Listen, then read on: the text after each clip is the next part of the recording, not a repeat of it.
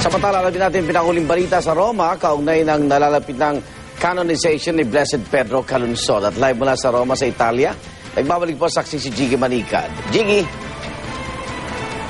Igan, sa mga sandaling ito ay patuloy na ginaganap itong ikalawa sa tatlong misa, itong bahagi ng Triduum Mass para sa preparasyon ng canonization ni Blessed Pedro Calungsod.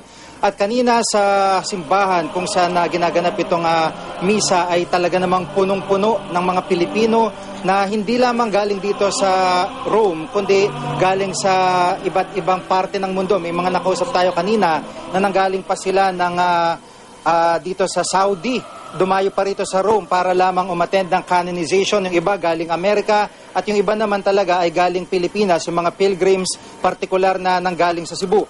Isa sa mga pinakabagong napunan natin dito sa harap ng St. Peter's Basilica ay yung paglalagay ng tinatawag nilang tapestry. Ito yung mga larawan, malalaking larawan ng mga biyato. 7 sila, kabilang dito si Blessed Pedro Calungsod. At talagang pagpapakita ito na handang-handa na para sa darating na linggo. Yung mga upuan, yung entablado na gagamitin ni Pope Benedict XVI ay nakaset up na rin. Pero sa kabila niyan ay patuloy pa rin dumadagsa rito yung mga turista para makapasok sa St. Peter's Basilica. At isa rin kapuna-puna rito ay yung paghigpit ng seguridad. Dahil kung dati raw, ayon na rin sa mga Pilipinong naririto, ay dumadaan lamang sa X-ray yung mga gamit ng mga nais pumasok ng St. Peter's Basilica. Ngayon ay isa-isa itong binubusisi at talagang tinitingnan ng mga security personnel dito.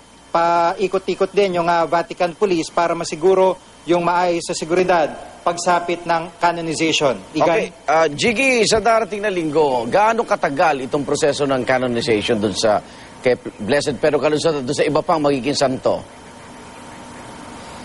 Igan, sama-sama na, no? Inaasahan na tatagal yung misa, yung proseso ng 3 oras. Bagamat base sa schedule na pre-provide sa atin ng Colegio Pontificio Filipino o Pontificio Colegio Filipino, ay magsisimula sila ng assembly time bandang alas 7 ng umaga. At sabay-sabay silang pupunta dito sa St. Peter's Square at bandang alas 9 ay magsisimula na nga itong misa na tatagal ng hanggang tanghalian. At pagkatapos ito, yung magiging schedule naman ng mga Pilipino, magkakaroon sila ng parang lunch sa bahay pari, itong Colegio Filipino. At dito nga magtitipon-tipon yung mga pilgrims, yung mga pare, yung mga iba't ibang pilgrims galing sa iba't ibang bansa na imbitado rito. Inaasahan na abot dito ang mga imbitado ng mga, sabi nila, mga 3,000. Pero baka hindi rin magkasya dahil nga kukulangin, palagay ko, yung espasyo dito sa bahay pare. Igan? Okay, ano ng mga memorabilia ang napapasin mo na ibinebenta dyan kaugnay ni Blessed Calungsod? Igan, marami na, no? Merong mga rosaryo dito na yung pinaka-case niya ay may muka ni Blessed Pedro Calungsod. Bukod pa doon sa mga medalyon, bukod pa doon sa mga parang mga prayer cards na laminated. So, bukod pa dyan, ay marami ding nagtitinda ng mga maliliit na watawat, mga flaglets ng Pilipinas dahil inaasahan na talagang mapupuno itong St. Peter's Square ng maraming Pilipino at magwawagaywayan sa oras na matawag na ang pangalan ni Blessed Pedro Calungsod. Kaya mabentang-mabenta to. Yung mga nakakausap natin na mga Pilipinang tindera ay talaga namang malakas daw ang negosyo nila. Partikular itong mga items kay Blessed Pedro Calungsod. Igan? Okay, sa bawat Pilipinong nakausap mo dyan, ano ba ang naging pagkilala nila dito kay Beato Pedro?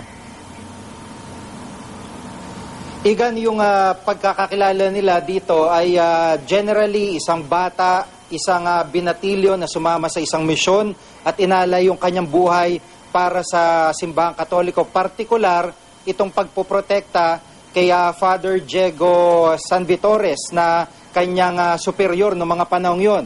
Pero para sa simbahang Katoliko, nakikita nilang mas malalim na kahulugan dito ay si Blessed Pedro ang nagsisilbing modelo sa panahon ngayon, partikular na makabataan, lalo pat medyo marami ng mga pinagkakaabalahan yung kabataan ngayon. Ayon na rin kay Manila Archbishop Emeritus Gaudencio Rosales na mga gadgets, kung anumang mga distraction.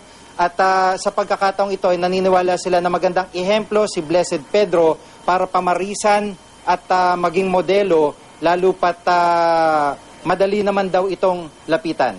Igan? Maraming salamat, Jiggy Manica. Nagulat live mula sa Roma, sa Italia.